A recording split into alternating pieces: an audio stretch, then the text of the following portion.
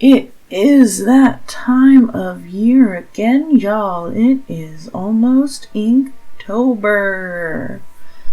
So this will be my fourth Inktober? My third? Hold on. I first moved to Sweden and I did my dinosaur Inktober, which I haven't shared with you guys yet. And then I did my story Inktober, which was also a dinosaur one. And then I did the comic book last year. So this will be my fourth Inktober to complete.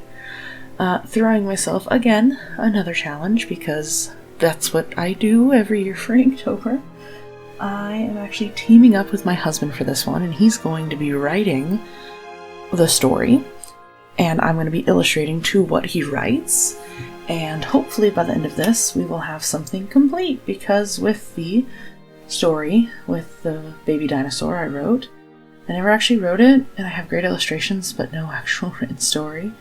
And with last year's, I have this wonderful 100-page comic that I still can't believe I finished in a month. That is still sitting there, without words and nothing else done with it. So my hope is finishing Inktober this year, and even if it's not good, having something that I can throw in an envelope and mail off and see what happens.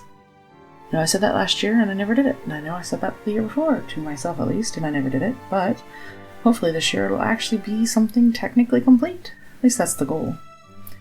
Anyway, so I was talking with my husband and he was giving me some direction. He's going to be writing the stories. We are going to be doing a outer space sort of story featuring specifically Australian animals and hilariously Australian egg-laying mammals. We talked a bit and we decided on the main characters being an echidna and a platypus. And the art style being sort of based on a comic book that my husband quite enjoyed in his youthful times. What's it called again? Samurai Rabbit. How about the Ninja Turtles? Hold on.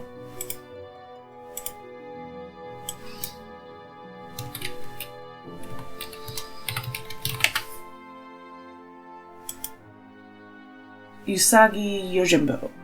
Yeah, that. Simplified animal-like characters. Right up my alley. So with this, I sat down and looked at the reference images and looked at some adorable animals and sketched out my first designs for the characters. And I wanted them to be, buddy-buddy friends.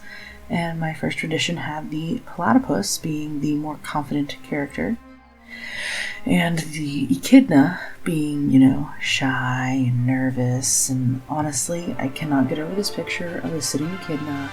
It is like 100% that has inspired so much of this because he's just such a distinguished gentleman. Anyway, so this is my first rendition of his characters, and I liked it, but I wanted to give it another shot. And I did my second rendition of characters, where the echidna is the more confident, larger character, and the platypus was the more shy dude.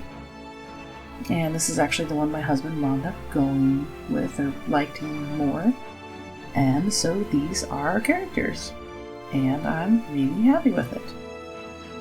I really like the balance of black and white. Thought I was gonna do some color this year, but no, it's space. Let's stick to some really Inktober-ness.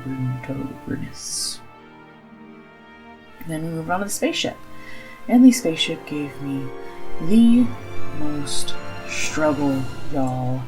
I do not draw space things. I do not draw spaceships. I don't draw robots. I don't draw machines. I don't draw robots or space or mechanical stuff, so this was a struggle. My husband originally had this idea of there being a roll cage around the ship, and that really threw me for a doozy. I went through and looked at some of my favorite spaceships, and if you can't tell, this one is very referenced off of Serenity, but it's pretty. I like it. The alien language written on the side, I handed my iPad to my husband and just had him scribble something random onto the screen, and I turned that into the alien language on the wing. I'm pretty actually proud of that.